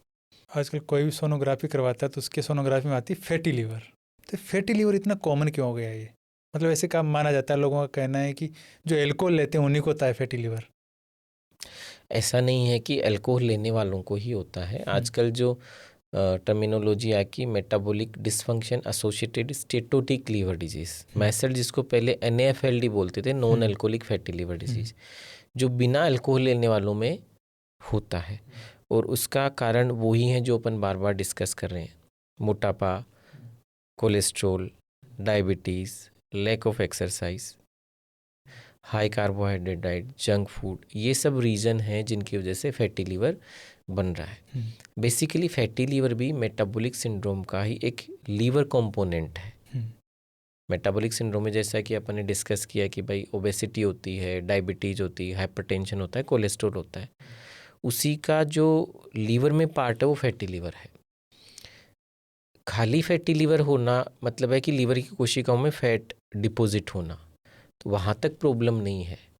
लेकिन कुछ लोगों में, सब में नहीं होती है, कुछ लोगों में ये fat over the period of time, ये टाइम 10 साल भी हो सकता है, 15 साल भी हो सकता है, 8 साल भी हो सकता है, वहाँ पे इन्फ्लेमेशन करता है, सूजन करता है, जिसे स्टीएटोहिपेटाइटिस बोलते हैं। और फिर जिनमें ही स्टीएटोहिपेटाइटिस डेवलप हुई है उनको फिर एंजाइम्स SGOT, SGPT बढ़ने लग जाते हैं, और उनके कुछ परसेंटेज लोगों में फिर लीवर में परमानेंट डैमेज होने के चांसेस रह सकते हैं, जिससे फाइब्रोसिस हो जाता है, यानी लीवर सिकुड़ने लगता है, जो कि आगे जाके लीवर सिरोसिस में डेवलप हो सकता है। तो फैटी लीवर सामान्य है, उससे डरने की ज़रूरत नहीं है। ये आपकी पुअर लाइफस्टाइल की वजह से है, आप लाइफस्टाइल ठीक करोगे, ये पूरी तरह रिवर्सिबल है। ऐसा नहीं कि सोनोग्राफी में फैटी लीवर आ गया और आप टेंशन में आ गए, बिल्कुल टेंशन लेने की ज़रूरत नहीं है। आपके लिए सिंपल मैसेज ये है कि आपकी लाइफस्टाइल ठीक नहीं है, आप एक्सरसाइज प्रॉपर नहीं कर रहे हो, आपका खाना ठीक नहीं है, आप उसको सही करो, वापस ठीक हो जाओगे। और जो ग्रेडिंग करते हैं फैटी लीवर के अंदर, वो किस अकॉर्डिंग करते हैं? डिपेंड करता है, सोनोग्राफी की ग्रेडिंग अलग होती है, अमाउंट ऑफ द फैट कितना डिपॉजिट है उस सेल में, उसके अकॉर्डिंग करते हैं, उसका इको टेक्सचर देख के करते हैं। अदर फिर हेपेटोलॉजिस्ट की ग्रेडिंग फाइब्रोसिस के आधार पे, फाइब्रोस्कैन मशीन होती है उसके अकॉर्डिंग करते हैं। कुछ और स्कोर्स होते हैं जो हम हेपेटोलॉजिस्ट, गैस्ट्रोएंटरोलॉजिस्ट यूज़ करते हैं, उसके आधार पर भी ग्रेडिंग की जाती है। तो अगर किसी को फैटी लीवर हो गई हो तो रिवर्स किया जा सकता है? डेफिनेटली रिवर्स किया जा सकता है fatty liver. In fact fatty liver तो पूरी तरह से रिवर्सिबल है। उसकी आगे वाली स्टेज होती है स्टेटोहिपेटाइटिस, जिसे मैश या नैश बोलते हैं, वो भी पूरी तरह से रिवर्सिबल है। उसके आगे वाली स्टेज होगी फाइब्रोसिस, और उस लास्ट स्टेज होगी सिरोसिस। सिरोसिस एक बार हो जाती है तो उसके बाद रिवर्सिबल होने के चांसेस बिल्कुल नहीं के बराबर होते हैं, लेकिन आजकल रिवर्सिबिलिटी सिरोसिस में भी आ रही है। जिस वजह से सिरोसिस या फाइब्रोसिस हो रहा है, उस वजह को यदि अपन हटाते हैं तो कुछ हद तक उसमें रिवर्सिबिलिटी आ सकती है। तो डेफिनेटली आप अपनी यदि लाइफस्टाइल अच्छे से रखोगे, फूड पे आप फोकस करोगे, एक्सरसाइज पे करोगे, कुछ मेडिसिन्स भी हैं जो आपको आपका गैस्ट्रोएंटरोलॉजिस्ट प्रेस्क्राइब करेगा, वो आप फॉलो करते हो तो रिवर्सिबल है। कई लोग ऐसे होते हैं जो ड्रिंक करते हैं, उनके फैटी लिवर आ जाता है, तो उनका ऐसे मानना है, अपने आप में मान लेते हैं वो, कि अगर उसको थोड़े दिन रोक देंगे, अपन होल्ड कर देंगे ड्रिंक को, तो अपनी लिवर वापस रिवर्स हो जाएगी। ये सच्चाई कितनी है इसमें? ये बिल्कुल सच्चाई है। हम्म, यदि आपका फैटी लिवर अल्कोहल की वजह से हुआ है और आप अल्कोहल छोड़ देते हो, लाइफस्टाइल अच्छे रखते हो, तो पूरी तरह से रिवर्सिबल हो जाएगा। लेकिन वो ये नहीं सोचें कि ये रिवर्सिबल हो कि दोबारा पियेंगे तो दोबारा नहीं होगा। आप दोबारा पियोगे तो दोबारा होगा और उसके आगे की स्टेज में होगा। आप जिस वजह से फैटी लिवर आपका हो रहा है उस वजह को आप रोक देते हो, उसको ट्रीट करते हो, तो आप ठीक होते हो। मतलब एल्कोहल लिवर में जाके ऐसा क्या करता है जिसकी वजह से लिवर डैमेज होती है? देखिए, अल्कोहल मेटाबॉलिज्म एक अलग टॉपिक है। मतलब बस सिंपल भाषा में बोलूँ कि अल्कोहल का मेटाबॉलिज्म होता है। अपन भी जानते हैं कि ये लीवर एक मेटाबॉलिक ऑर्गन है। अल्कोहल जाता है, अल्कोहल पहले एसिटाल्डिहाइड में कन्वर्ट होता है, अल्कोहल डिहाइड्रोजिनेज एंजाइम से। उसके बाद एसिटाल्डिहाइड एसीटेट में कन्वर्ट होता है। उसके बाद मल्टीपल रिएक्शंस होती हैं जो कि एक सामान्य आदमी के लिए शायद ठीक नहीं है। कई सारे प्रोडक्ट्स बनते हैं जो ऑक्सीडेटिव स्ट्रेस बढ़ाते हैं, है ना। NADH NAD+ का इम्बैलेंस होता है। इन्फ्लेमेटरी मार्कर्स, इंटरल्यूकिन्स बढ़ती हैं जो जाके लीवर में एक इन्फ्लेमेटरी स्टेट डेवलप करती हैं। तो शुरुआती स्टेज में फैटी लीवर करेंगी, फिर अगेन अल्कोहलिक हेपेटाइटिस करेंगी। लेकिन यही प्रोग्रेस चलती रही, यदि अल्कोहल फिर भी पेशेंट या सब्जेक्ट पीता रहता है तो वो आगे जाके फाइब्रोसिस में कन्वर्ट होके अल्कोहलिक सिरोसिस में कन्वर्ट हो जाता है। तो अल्कोहल के जो प्रोडक्ट्स हैं जैसे एसीटेट है, एसिटाल्डिहाइड है, ये डायरेक्ट टॉक्सिक भी होते हैं। लेकिन इनके साथ जो रिएक्शनरी प्रोडक्ट्स बनते हैं वो भी ऑक्सीडेटिव स्ट्रेस बढ़ा के, इन्फ्लेमेटरी मार्कर्स बढ़ा के, वो भी लीवर को डैमेज करते हैं। कोई पर्सन है वो एल्कोहल लेना बंद नहीं कर सकता, तो कितनी क्वांटिटी में लेना उसके लिए डेली सेफ है? यदि मैं सेफ क्वांटिटी बोलूँ तो उसका आंसर आएगा 0। अच्छा। है ना। तो 0 क्वांटिटी सेफ है, मतलब नहीं पीना चाहिए। अल्कोहल जो एक हानिकारक ड्रिंक है उसको इंसान लेगा तो दिक्कत आएगी। लेकिन दूसरी टर्मिनोलॉजी आप इनडायरेक्टली पूछना चाह रहे हो कि लोवेस्ट रिस्क क्या होती है, लो रिस्क कंजम्पशन कितना होता है कि हम उससे मिनिमम रिस्क हो। तो जो लिटरेचर में बेस्ड ऑन साइंटिफिक रिसर्च के आधार पे बोलते हैं कि 1 ड्रिंक पर डे, है ना। कितना ml? 1 ड्रिंक का मतलब होता है 10 ग्राम। हम अल्कोहल को ग्राम के आधार पे कैलकुलेट करते हैं जब हम पेशेंट हिस्ट्री लेते हैं। वो डिपेंड करता है कि कौन सा अल्कोहल लिया है। बट रफली मैं बताऊं, जैसे हार्ड ड्रिंक होती है, विस्की, रम होती है, उसका अराउंड 30 ml। वाइन होती है उसका अराउंड 100 ml। या बियर होता है जिसमें अराउंड 5% अल्कोहल होता है, उसका around 300 to 350 ml। They are equal to 10 ग्राम। ओके। इतनी अमाउंट पर डे यदि आप हेल्दी फूड लेते हो सेफ नहीं है, उसका लो रिस्क है, उसका भी रिस्क है। लेकिन उसके साथ भी आपको अवॉइड करना चाहिए डेली ड्रिंकिंग। आपको वीक ऑफ लेने चाहिए, ठीक है ना। इसके अलावा आपको बिंज ड्रिंकिंग नहीं करनी चाहिए और आपको साइड में कोई भी हिपेटोटॉक्सिक ड्रग्स होती हैं वो नहीं लेनी चाहिए। तो रिस्क आपको डेफिनेटली है। मैं कहीं पढ़ रहा था कि व्रत इसलिए बनाए गए थे कि अब 7 दिन खाना खा रहे हैं, एक दिन अपनी गट को रिलैक्स करने के लिए व्रत बनाए गए थे। तो सच्चाई है इसमें? रिलैक्स करना गट के लिए ऐसा कोई ज़रूरी नहीं है ना। पर साइंटिफिकली यदि बोलें तो ठीक है, आप यदि एक दिन आप ले रहे हो, बट उस समय भी आपने देखा होगा कि पूरी तरह से भूखे नहीं रहते थे। क्योंकि पूरी तरह भूखे रहेंगे तो ऑब्वियसली एसिड वहाँ पे रहेगा तो नुकसान करेगा। उस समय लोग आपको फ्रूट्स वगैरह लेते थे, अन्न अवॉइड करते थे, फ्रूट्स लेते थे, लस्सी लेते थे, मिल्क प्रोडक्ट्स, वो अलाउड था, तो वो हेल्दी था। तो उस समय वो लोग हाई फाइबर डाइट ले रहे होते थे जो कि हेल्दी होती थी। तो पहले के ज़माने में जो अपने यहाँ था उसका साइंटिफिक लॉजिक समझ में आती है चीज़ें कि उस समय आप हेल्दी फूड लें तो वो बेनिफिशियल होगा। लीवर डिजीज़ को अर्ली स्टेज में कैसे आइडेंटिफाई कर सकते हैं? कौन से ऐसे टेस्ट होते हैं जिनसे आप पता करते हो? जो कॉमन टेस्ट है लीवर फंक्शन टेस्ट है, पेट का सोनोग्राफी है, उससे पता चल जाता है। लेकिन उनसे पहले अपने को पेशेंट की हिस्ट्री लेनी चाहिए, उनके लक्षण क्या है। पेशेंट को राइट साइड में पेन है, जॉन्डिस है, भूख कम लग रही है, नोजिया हो रहा है, क्योंकि लीवर डिजीज़ एक ब्रॉड टर्म है, है ना, उसमें हेपेटाइटिस भी हो सकता है, सिरोसिस भी हो सकता है, कुछ भी हो सकता है। बट यदि आप टेस्ट की बात करें तो लीवर फंक्शन टेस्ट एंड पेट का सोनोग्राफी इनिशियल टेस्ट है, जिसके आधार पे अपन आइडिया लगा सकते हैं कि लीवर में प्रॉब्लम है। अब क्या प्रॉब्लम है, उसके लिए अदर स्टेज ऑफ इन्वेस्टिगेशंस होती हैं, वो पेशेंट टू पेशेंट वेरी करती हैं। अदर जितनी भी बाहर डेवलप कंट्री है, इनमें क्या सिस्टम है ना, मतलब कि हर 6 महीने में आपको एक बार बॉडी का रूटीन चेकअप करवाना पड़ेगा। अपने इंडिया में ऐसा नहीं है। तो कोई भी पर्सन है जो अपने लिए खुद के लिए अवेयर है, तो उसको कितने महीनों में एक बार अपने गट का या लीवर का टेस्ट करवाना चाहिए? देखिए, डेवलप कंट्रीज़ में भी ऐसा नहीं कि एवरी 6 मंथ कराना चाहिए। वहाँ पे हर बीमारी के आधार पे उनके स्क्रीनिंग टेस्ट डिस्क्राइब्ड होते हैं, उनकी गाइडलाइंस में लिखे होते हैं। तो 6 मंथली यूजुअली अलग अलग कंट्रीज़ में होते होंगे, बट यूजुअली ज़रूरत नहीं होती। अपने यहाँ होता है कि 45 या 50 के बाद में आके अपना रूटीन चेकअप करा लेना चाहिए, जिसमें ब्लड शुगर है, कोलेस्ट्रॉल है, लीवर फंक्शन टेस्ट है, चेस्ट एक्सरे है, ईसीजी है, या पेट का सोनोग्राफी। ये सामान्य इन्वेस्टिगेशन करानी चाहिए। एक बार मान लो आपकी इन्वेस्टिगेशन ठीक आती हैं, तो आप एवरी 2 to 3 ईयर्स आप उनको रिपीट करके देख सकते हो। कोई भी पर्सन हो पोटी जा रहा है, उसके पोटी में अगर ब्लड आ रहा है तो कितना डेंजरस है वो? क्या रीजन हो सकते हैं ब्लड आने के? देखिए, पोटी में ब्लड आना या स्टूल में ब्लड आना, अपन मेडिकल टर्मिनोलॉजी में बात करें तो एक अलार्म सिम्टम है।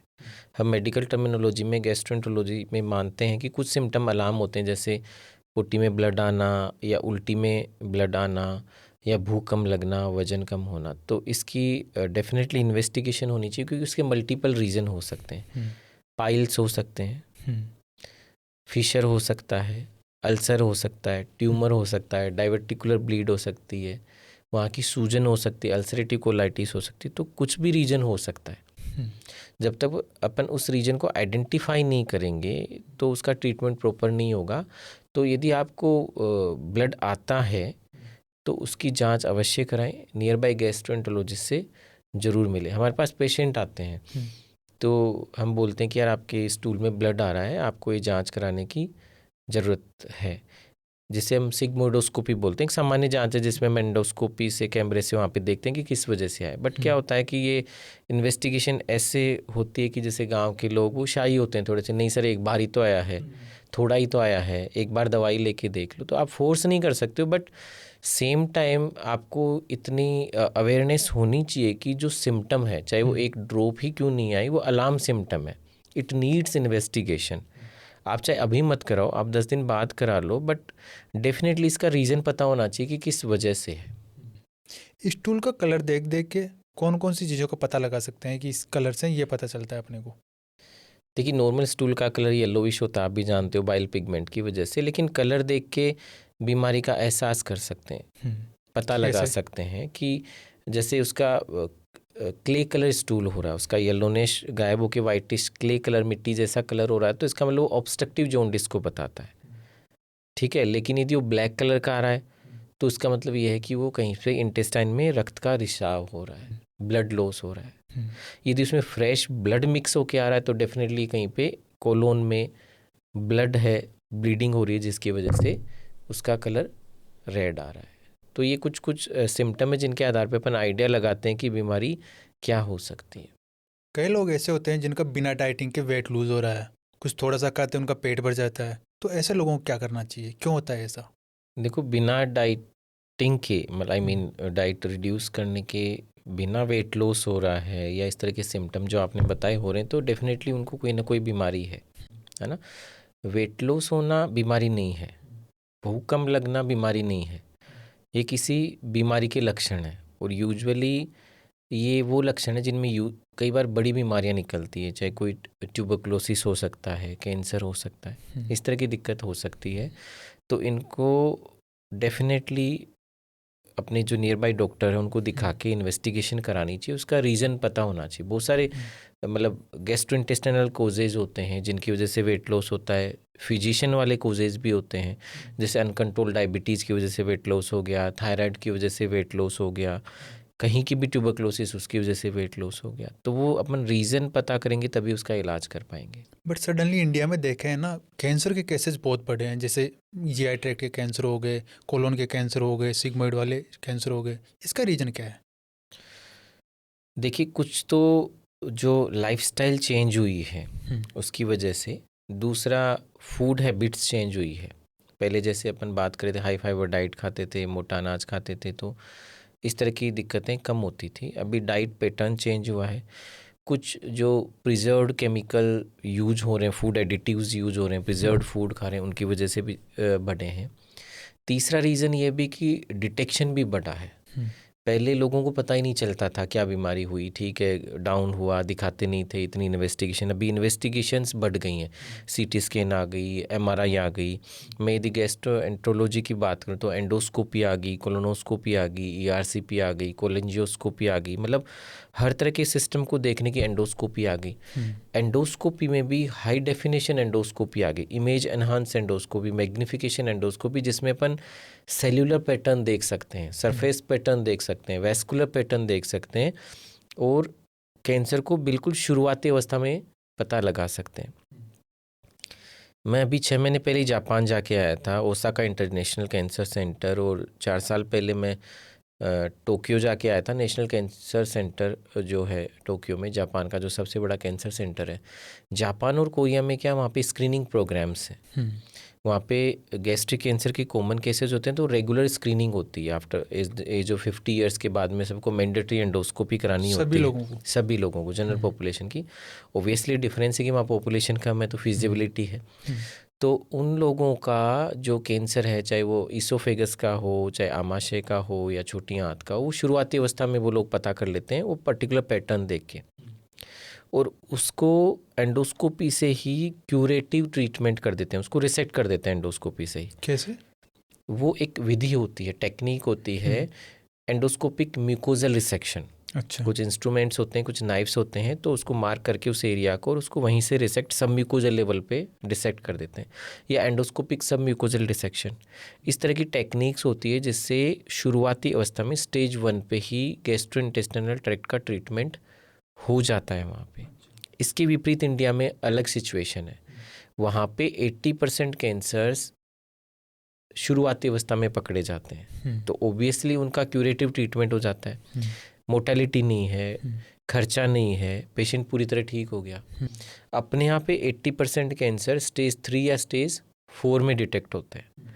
तो अपने पास अवेलेबल ट्रीटमेंट क्या है, या तो सर्जिकल ट्रीटमेंट में जाओ, लेकिन जब सर्जन के पास जाते हैं वो बोलते हैं कि साहब अनरिसेक्टेबल है, मतलब सर्जरी नहीं हो सकती, ज़्यादा फैल गया है या पेशेंट फिट नहीं है। फिर कीमोथेरेपी, रेडियोथेरेपी पे जाओ, जिसके अपने साइड इफ़ेक्ट है। तो ओवरऑल मोर्बिडिटी भी बढ़ती है, सफरिंग भी बढ़ती है, खर्चा भी बढ़ता है, और अल्टीमेटली पेशेंट भी नहीं बच पाता। तो क्यों ना अपन इसको जल्दी डिटेक्ट कर लें। तो वो काम मैं भी कर रहा हूँ। मेरा एक पेपर भी अभी इंडियन जर्नल ऑफ गैस्ट्रोएंटरोलॉजी में पब्लिश हुआ है। ये काम हम एसएमएस हॉस्पिटल में भी कर रहे हैं। मैंने 4-5 केस अभी रिसेक्ट भी किए हैं अर्ली डिटेक्शन पे। बट इसके लिए अवेयरनेस ज़रूरी है। हमारा देश बड़ा है, पॉपुलेशन हमारी बहुत ज़्यादा है compare to Japan and Korea. तो हम जनरल स्क्रीनिंग नहीं अप्लाई कर सकते। अपने पास इतने मैन पावर नहीं है, इंस्ट्रूमेंट्स नहीं है, रिसोर्सेज नहीं है। But what we can do, we can screen high risk people. High risk people in the sense जिनकी रिस्क ज़्यादा हो। तो कैसे पता चलेगी किन की रिस्क ज़्यादा है? डेफिनेटली मैं उसी पे आ रहा था। तो ये रिस्क वाले लोग कौन है जिनको कैंसर की टेंडेंसी ज़्यादा हो सकती है, जिनकी फैमिली हिस्ट्री है, जिनकी फैमिली हिस्ट्री में आंतों का, पेट का, खाने की नली का कैंसर है, जो स्मोकिंग करते हैं, जो अल्कोहल यानी शराब का सेवन करते हैं, जो टोबैको चू करते हैं, जिनमें कुछ हेरिडिटरी पोलिपोसिस सिंड्रोम होते हैं, जो आपने भी सुना होगा, इस तरह की सिंड्रोम की हिस्ट्री है, जो सीडेंट्री लाइफस्टाइल जीते हैं, जिनको क्रोनिक GERD है। GERD जैसे अपन डिस्कस किया, रिफ्लेक्स डिजीज क्रोनिक है, तो उनसे रिफ्लेक्स से भी, जिनको एनीमिया सिम्टम आने लगे, खून की कमी हो गई, जिनका एकदम से वजन कम हो गया है। तो ये वो साइन एंड सिम्टम हैं जिनको जल्दी से जल्दी अपने नियर बाई गैस्ट्रोएंटरोलॉजिस्ट से मिलके अपने सिम्टम बताने चाहिए कि सर मेरे को ये रिस्क फैक्टर है, आप मेरी स्क्रीनिंग कर लीजिए।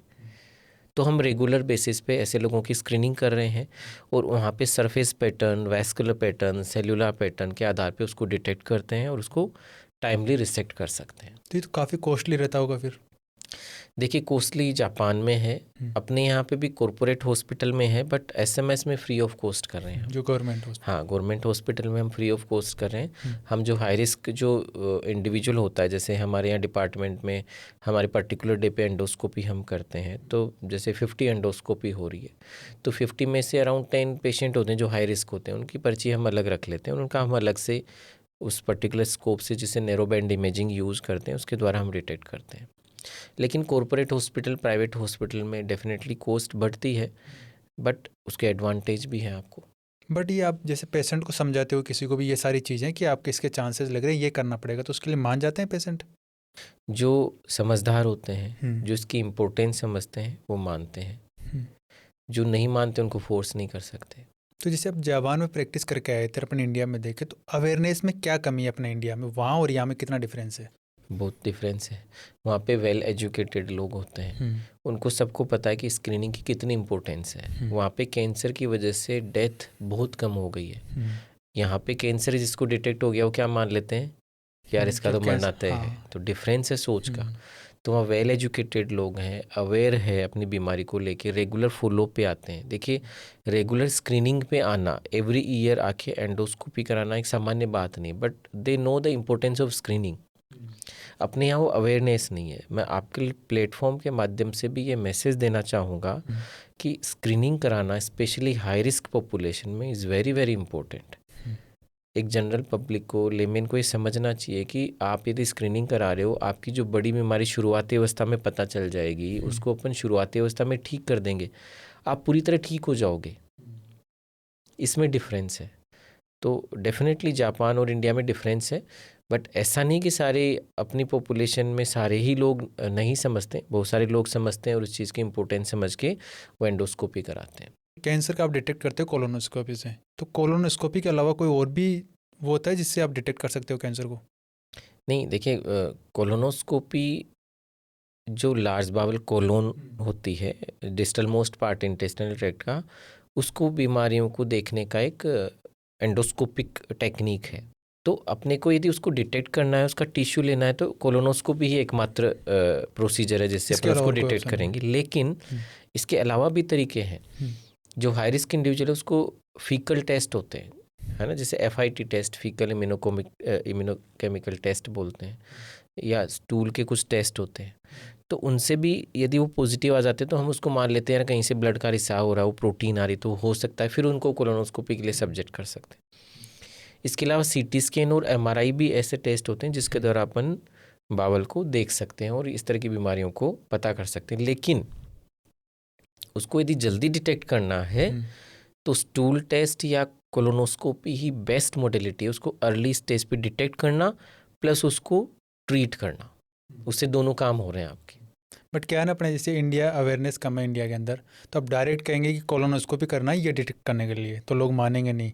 तो पहले स्टूल टेस्ट करवा के फिर करवा सकते हैं कोलोनोस्कोपी। डेफिनेटली करा सकते हैं, इससे फ़ायदे भी होते हैं, है ना। फ़ायदे इसलिए होते हैं कि अपना वर्कलोड भी कम हो जाता है, अपनी पॉपुलेशन ज़्यादा है। लेकिन सेम टाइम इसके नुकसान भी हैं। कैसे? नुकसान ये है कि अपन FIT टेस्ट कर रहे हैं, स्टूल टेस्ट कर रहे हैं, वो स्टूल जो हीमोग्लोबिन आता है, ब्लड का रिसाव हो रहा है, उसको डिटेक्ट करता है और उसको डिटेक्ट करने पे जो पॉजिटिव आता है तो बताता है कि यार इसको ब्लड का लॉस हो रहा है, इसको ऐसी कोई ना कोई प्रॉब्लम है म्यूकोजा में, चाहे वो कैंसर हो, चाहे वो अल्सर हो, चाहे फिशर हो, कुछ भी हो, इसकी जांच करनी चाहिए। लेकिन कैंसर यदि ब्लीडिंग कर रहा है तो शुरुआती कैंसर नहीं है, वो काफ़ी लेट, वो थोड़ी आगे का कैंसर है, तो उस समय उसके ट्रीटमेंट ऑप्शंस लिमिटेड हो जाते हैं। तो स्क्रीनिंग के लिए यदि उसको म्यूकोजल डिजीज स्टेज 1 में यदि पकड़ना है तो एंडोस्कोपी, कोलोनोस्कोपी ही बेस्ट मोडेलिटी है। जो खाने की नली और आमाशय के लिए अपन अपर जी एंडोस्कोपी बोलते हैं या गैस्ट्रोस्कोपी बोल रहे हैं, और जो लार्ज बावल कोलोन होती है उसके लिए कोलोनोस्कोपी बोलते हैं। कई बार सोशल मीडिया पे देखते हैं ऐसे होता है कि जैसे लीवर डिटॉक्स करने के लिए, गट क्लींज करने के लिए काफ़ी चीज़ें चलती है, प्रमोट करते हैं लोग, इनमें कितनी सच्चाई है? एज ए डॉक्टर मैं इन चीज़ों को प्रमोट नहीं करता। लीवर जो है अपने आप में एक मेटाबॉलिक ऑर्गन है जो डिटॉक्सिफाई करता है, ऑलरेडी डिटॉक्सिफिकेशन ऑर्गन है। वो जो भी अपन ड्रग्स लेते हैं, जो भी अपने शरीर में टॉक्सिन्स होते हैं, उनको डिटॉक्सिफाई करता है। तो इन सब चीज़ों की ज़रूरत नहीं है। जो बात की आपने गट क्लींसिंग की या लीवर क्लींसिंग की, उनकी भी ज़रूरत होती नहीं है, क्योंकि ह्यूमन जो शरीर है उसको ईश्वर ने ऐसी शक्ति दी है कि वो अपने आप ही रीजनरेट होते रहते हैं, अपने आप ही क्लीन करते रहते हैं। इंटेस्टाइन में भी जो है म्यूकोजा है, अपने आप में जो उसके बैक्टीरियाज हैं, हेल्दी बैक्टीरियाज होते हैं, वो अपने आप में अपने होम्योस्टेसिस को मेंटेन रखती है। इनफैक्ट ये जो ड्रिंक्स होती हैं, आप बोलते हो डिटॉक्स ड्रिंक्स, उनमें होता क्या है? लेमन होता है, जिंजर होता है, कैफीन होता है ना, या फिर एप्पल सिडार होता है। तो जब भी अपन पीते हैं तो अपने को क्या होता है कि कैफीन की वजह से वेलबींग फील होता है, अच्छा लगता है कि यार मेरे को एनर्जी आ रही है, मैं डिटॉक्सीफाई हो गया। बट एक्चुअली ऐसा है नहीं ना, वो तो कैफीन की वजह से लग रहा है। आप जब आप डिटॉक्सीफाइंग एजेंट ले रहे हो तो आप अपने आप की लाइफस्टाइल को हेल्दी कर रहे हो। आप गलत चीज़ें नहीं खा रहे हो 3 दिन के लिए, 5 दिन के लिए, तो वो आप जो हेल्दी लाइफस्टाइल आप फॉलो कर रहे हो उसकी वजह से है। और कई बार ये जो डिटॉक्सीफाइंग एजेंट जो क्लिनसिंग है, basically they are marketing terminology. अब ये साइंटिफिकली प्रूवन कोई टर्मिनोलॉजी नहीं है कि ऐसे कोई एजेंट से लीवर रिजनरेट होगा, लीवर की डिटॉक्सीफाइंग कैपेसिटी बढ़ेगी या गट की हेल्दी होने के चांसेस बढ़ेंगे। ऐसा कुछ नहीं है। कई बार तो कुछ इस तरह के प्रोडक्ट साइड इफ़ेक्ट भी कर सकते हैं, आपको ड्रग इंड्यूस लीवर इंजरी कर सकते हैं, ठीक है। गट के अंदर लूज मोशंस कर सकते हैं, उसे डिहाइड्रेशन हो सकता है, इलेक्ट्रोलाइट इम्बैलेंस हो सकता है, कई बार ब्लीडिंग हो सकती है। तो इस तरह की चीज़ों से आई थिंक बचना चाहिए। आपको इस तरह की कोई भी प्रॉब्लम है तो नियर बाई जो भी आपका डॉक्टर है, चाहे वो MBBS है, MD है, DM है, उनसे मिले और उनकी राय लेके अकॉर्डिंगली आप प्लान करें। मैं एक पिक्चर देख रहा था, उसके अंदर ऐसे दिखाया गया था, बीच में ऐड आया तो कि एक तरफ गंदा सा गट दिखा दिया GI ट्रैक्ट पूरा, एक तरफ साफ उसको पहले नहीं दिखाया, उसको कुछ ड्रिंक पिलाया, पीने के बाद में बिल्कुल साफ होके निकल गया वो। बिल्कुल, तो एक ही लेमैन को मतलब लुभाने का एक मार्केटिंग स्ट्रेटजी है। ऐसा नहीं तो कुछ होता है और नहीं इसकी ज़रूरत होती है। आपका जो बेस्ट वे है आपको हेल्दी रखने का, गट के डाइजेस्टिव सिस्टम को हेल्दी रखने का है, वो है आपको हेल्दी लाइफस्टाइल फॉलो करनी है। आपको high fibre, high protein, homemade food खाना चाहिए, रेगुलर एक्सरसाइज करनी चाहिए, स्लीप प्रॉपर लेनी चाहिए, स्ट्रेस फ्री रहना चाहिए। ये बेस्ट डिटॉक्सिफिकेशन थेरेपी है और कोई नहीं है। इस पॉडकास्ट के माध्यम से जो भी लोग इस पॉडकास्ट को देखें, उनको अगर आप गट हेल्थ के रिगार्डिंग कुछ एडवाइस देना चाहो तो आपकी तरफ से क्या एडवाइस रहेगी? हेल्दी गट बहुत इम्पोर्टेंट है। मेरा सिंपल सा मैसेज है, हेल्दी गट होगी तो आपका पूरा शरीर स्वस्थ रहेगा। उसकी जो मुख्य जो मैसेज है, आप हेल्दी होममेड फूड लें जो high fibre, high protein diet हो, आप रेगुलर एक्सरसाइज करें, आप एडिक्वेट हाइड्रेशन लें, आप योगा को फॉलो करें। Yoga is very very important, क्योंकि इससे both mental and physical health important होती है। और इन द लास्ट आप प्रॉपर स्लीप रहें और स्ट्रेस फ्री रहें। ये मूल मंत्र हैं जो नॉट ओनली GI ट्रैक्ट, आपको ओवरऑल भी आपको पूरी बॉडी को हेल्दी रखेंगे। थैंक यू वेरी आप मच। आए, आपने इतना वैल्यूएबल टाइम दिया, उसके लिए बहुत बहुत धन्यवाद। थैंक यू डॉक्टर श्रीराम, मुझे इन्वाइट करने के लिए। Thank you sir.